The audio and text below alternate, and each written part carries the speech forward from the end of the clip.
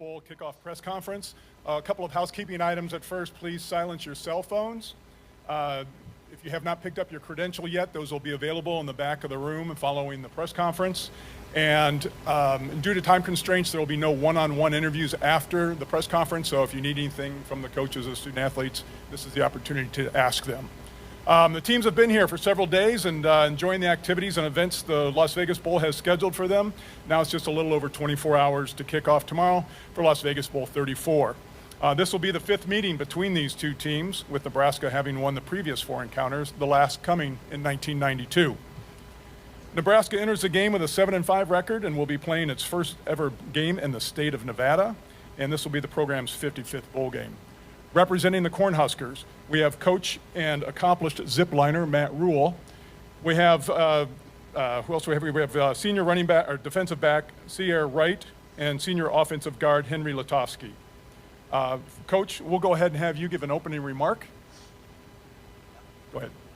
Well, thank you very much. I have to tell you, this has been an absolutely amazing week. It's an honor to be here with Coach Scally in Utah. He's a coach that I look greatly up to, and excited for him and his journey and his new opportunities. So best of luck to you. And they have a great football team. But I have to talk about the bowl week first. We're living a time and space where people, sometimes say, who's going to go to it, who's not. Having a chance to be here one more week with these guys has been absolutely amazing. I have to thank SRS Distribution. Even talking to our players about their futures. I mean, every opportunity for our guys to advance their lives and have a better life is absolutely amazing. And then the bowl committee. I mean, I've been a part of these as a player, as an assistant coach, as a head coach. I don't know that I've ever been to a bowl opportunity, a bowl site with better hospitality, better services. I know you guys have the national championship game here next year. Coach Scally, I know we can rematch there if you want, bro. I'd love it. And I know you guys will do a great job hosting that. I think as long as this group's in charge of things in Las Vegas, I just can't believe the opportunities that we've had this week. So we're going to go out there and play the best football game we can play. We have some guys that are banged up, aren't able to play, but we have a bunch of really good football players who are hungry, who hate the way we ended the season, but also loved some of the great moments we had during the season. And to play a great team, a top-ranked team like Utah, we believe is a fitting way for us to go out there and challenge ourselves one more time. So again, thank you for this bowl week, the bowl experiences, not just for my players, but for my wife, for my daughters, for my son. It's been really, really special, and it's something I will always cherish. Okay, great. We'll hear from the Nebraska players in just a minute, but we'll turn it over to Utah now. Utah enters the game ranked 15th in the latest CFP poll with a 10-2 record. This will be Utah's 7th appearance in the Las Vegas Bowl. It's the most in Las Vegas Bowl history by any program, and it's the 28th bowl game overall. Representing the Utah Utes, Coach Morgan Scully, junior quarterback Devin Dampier, and senior linebacker Lander Barton. Coach, opening remark, please. I'm new to this. Apologize if any mistakes. I'm just grateful to be here, fired up for the University of Utah, to be back in a bowl game after last season, and what a season it's been. Grateful for our coaching staff. Want to first recognize Kyle Whittingham, the legend at University of Utah, and what he's done for this program, what he's done for me personally and my career, and I am so happy for him and wish him nothing but the best. He has been an incredible mentor to me, and I'm excited to see what he does at Michigan. But about this bowl, about this opportunity and this team, this is my 6th Las Vegas Bowl. I played in one, and now this will be 5 that I've coached in. The first one was against Pete Carroll at USC. That's the one I played in, and Troy Polamalu had, I think, 15 solo tackles. Unbelievable. We were able to win that one, and so this has been an amazing experience. Las Vegas has always been great to us, and John Cicenti has been amazing, and the bowl committee.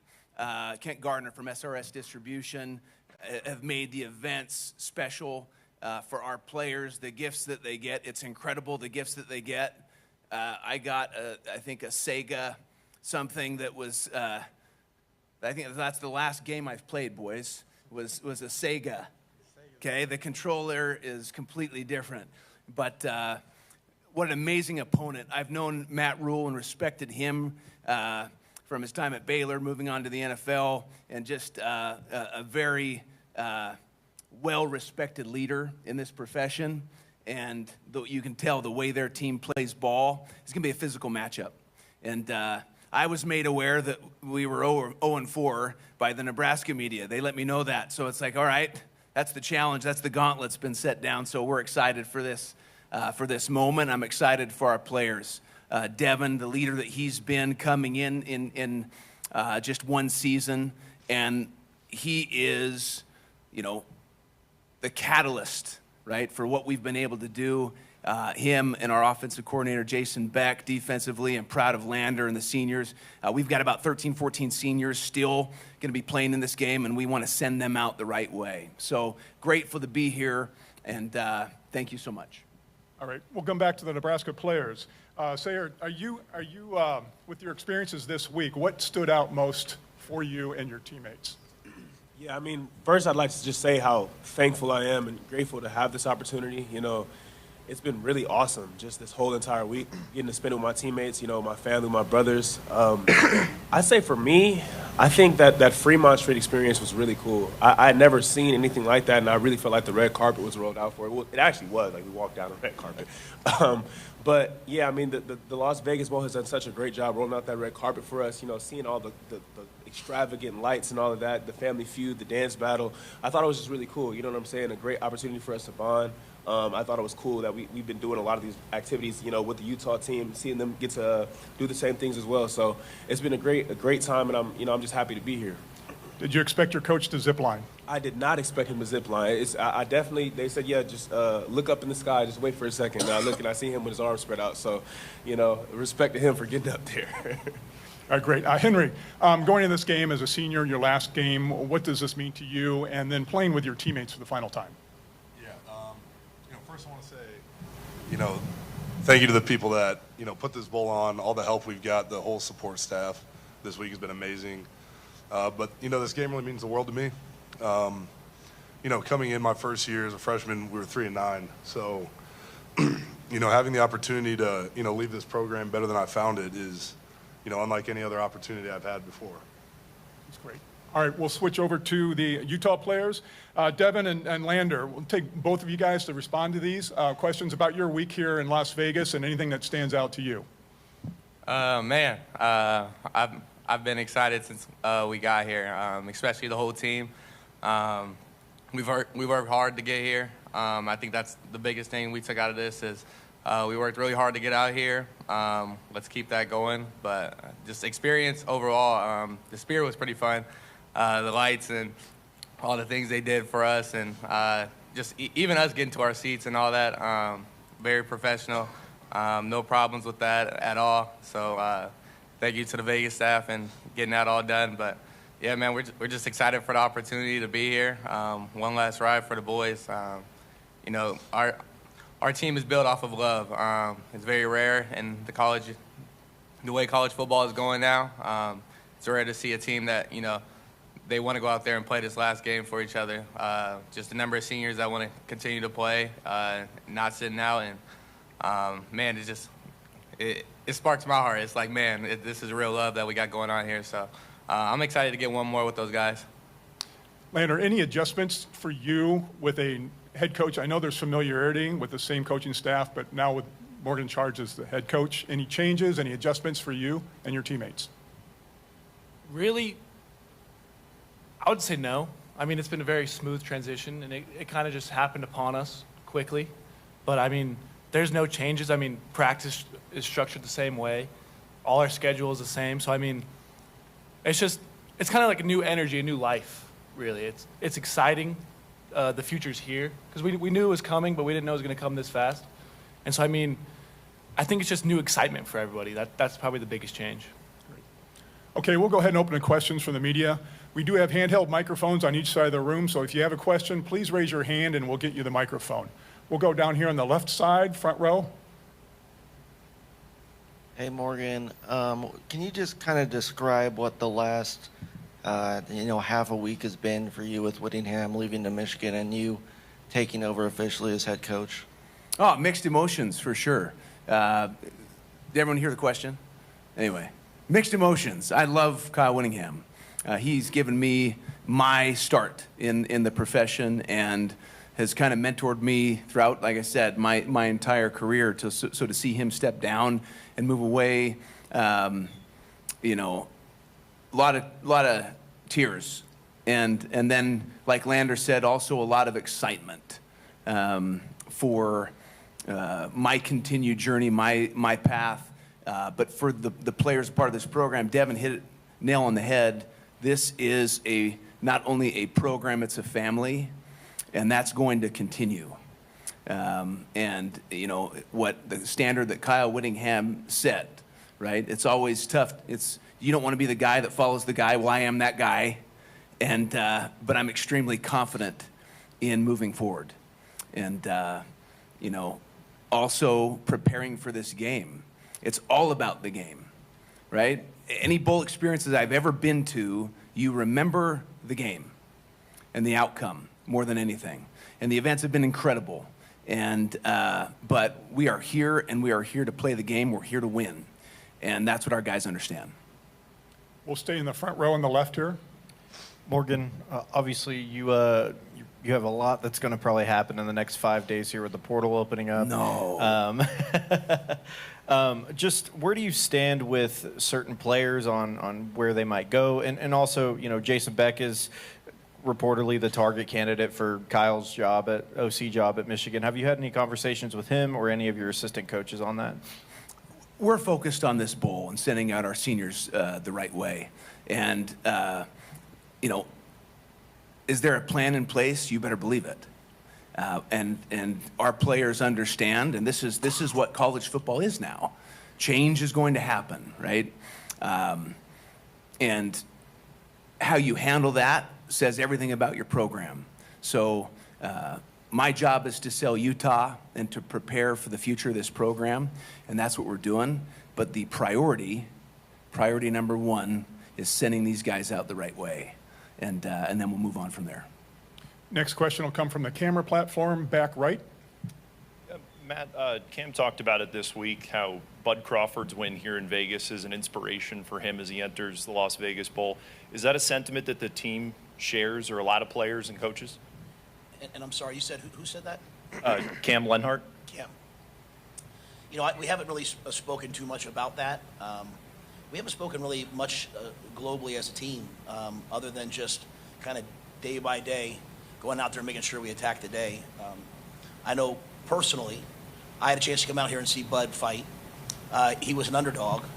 As he said to me, I've been an underdog my whole life. He had really no motivation to fight other than he wanted to prove that he could do it 3 times, that he's the pound-for-pound greatest fighter in the world.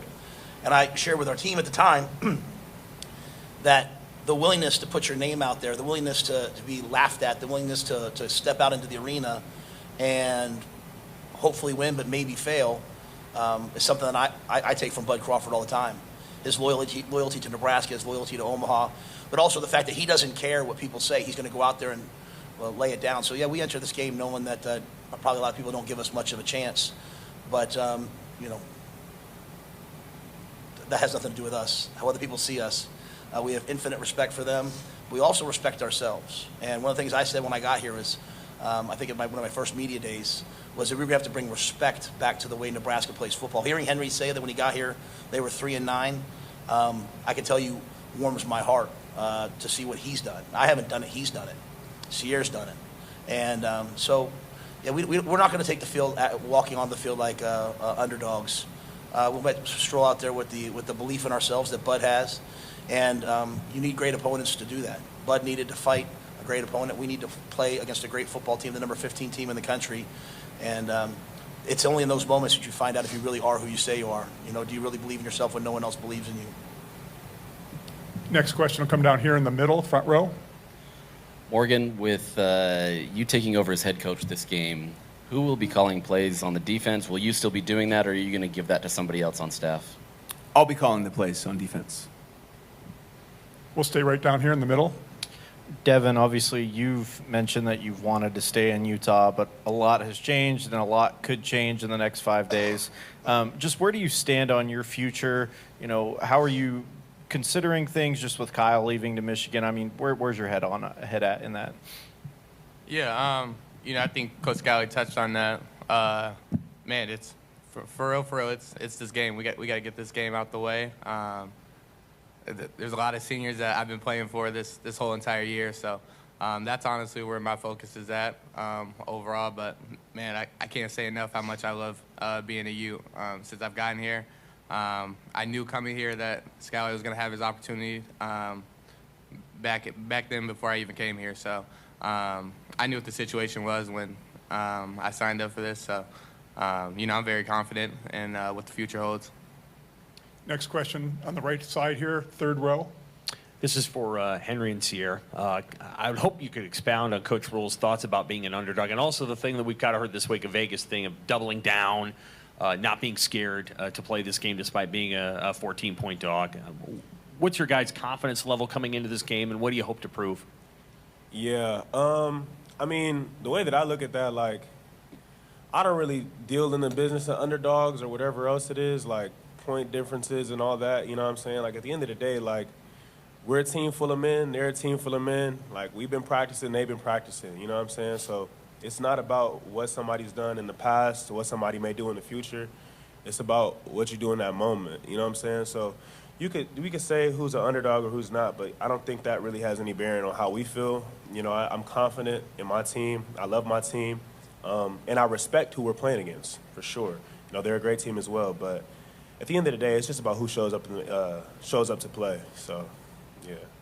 Yeah, you know, I look at it as, you know, kind of been, at least I feel like I've been an underdog my whole life. So there's really nothing new for me. You know, we're not a team composed of a bunch of 5-stars, right? And we know that. And, you know, that's the chip we carry with us on our shoulder. You know, nobody really outside of even the local media really believes in us. You know, that's the way we approach every day, all off season, all season, is that we're the underdogs. Down here in the front row on the left. Morgan, what would you say is your biggest challenge taking over as head coach? My biggest challenge taking over as head coach.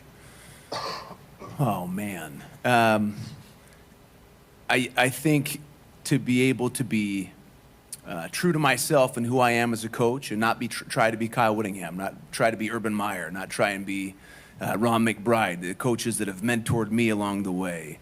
You know, culture is what you believe, how you behave, and the experience that's delivered by that behavior. And the number one thing that I want to be able to establish is what is that culture. You know, a lot of those elements are going to continue from what Kyle did, but it's getting people, getting everyone on board and moving that same direction is what our culture is going to be. You cannot outperform the culture that you want in your program. You just can't do it. So I'd say that's the biggest challenge. We'll stay on the left side, second row. Sierra, this one's for you. With all the changes on staff defensively, what will fans see tomorrow from will they notice a difference? I think what you will see tomorrow from our team is a ton of energy. That's what I feel like I've noticed the most throughout our practices. I feel like we have kind of a new life, new inspiration in the team.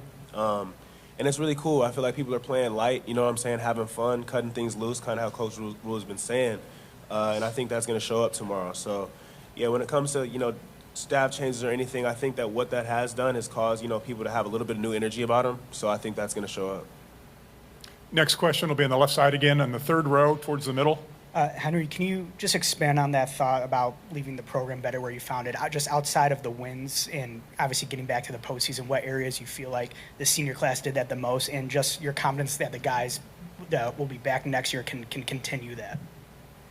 Yeah, you know, leaving the place better than we found it is so much more than the number on our record. You know, it has a lot to do with the culture that I'm leaving behind. You know, just how tight our brotherhood is. You know, how hard we work, the way we attack things day in, day out. I mean, it's a completely different program than when I stepped into 5 years ago. And, I think a large part of that is Coach Rule. He brought with him, his standards, and, from day one, it was like, you guys better live up to these standards because these standards work, right? And we've seen the progress that we've made, and, we know there's a lot more jumps to be made yet, but trust me, we're on the right track with that. Next question from the right side, second row. Hey, Matt, it was mentioned yesterday Deshaun won't be able to play in this game. Could you just speak on what he's meant to this program and maybe how you feel that space on tomorrow? Yeah, Deshaun wanted to play in this game. He's out there every day at practice. We encouraged him to go have a procedure to work on his knee, IT band, give him a chance to play in the Senior Bowl and some of those other things. But a large part of that is also some of the other guys that are going to step up. Justin Rhett has been waiting his turn, and he's an excellent football player. He transferred in, he got hurt in the preseason, so we never quite saw. He's just gotten better and better and better every week.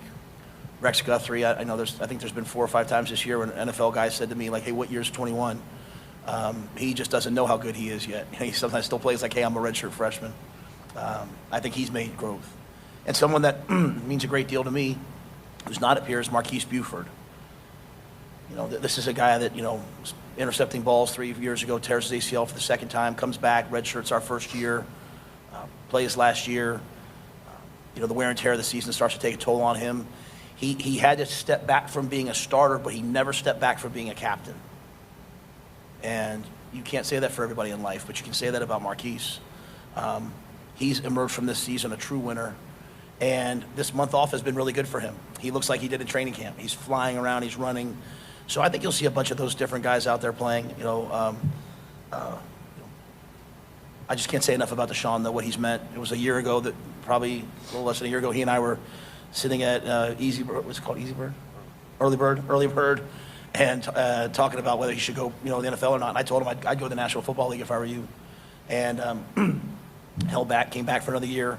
And, he is the same guy, though, who took in his brother DJ. And if you see where DJ is now compared to where he was started, like Deshaun, I would say he won because he took care of his family. And DJ's a great member of our team right now. Deshaun, the same as a senior, same as a leader, same as a player. I just can't say enough about Deshaun. Next question in the middle, front row. Lander, you've been around Morgan for a long time. You've seen how he operates. Obviously, this game is going to have a majority of kind of what you guys have done this year, but what can fans or anybody else expect Morgan to be like as a head coach? From what I've seen this week in just a few days watching Coach Scally as a head coach, I think you can expect a lot of energy on the sideline from him. He emanates energy every day in the building and just laughing, joking around. But then when it's time to get serious and go to work, he can do that. You can buckle up and it's time to go.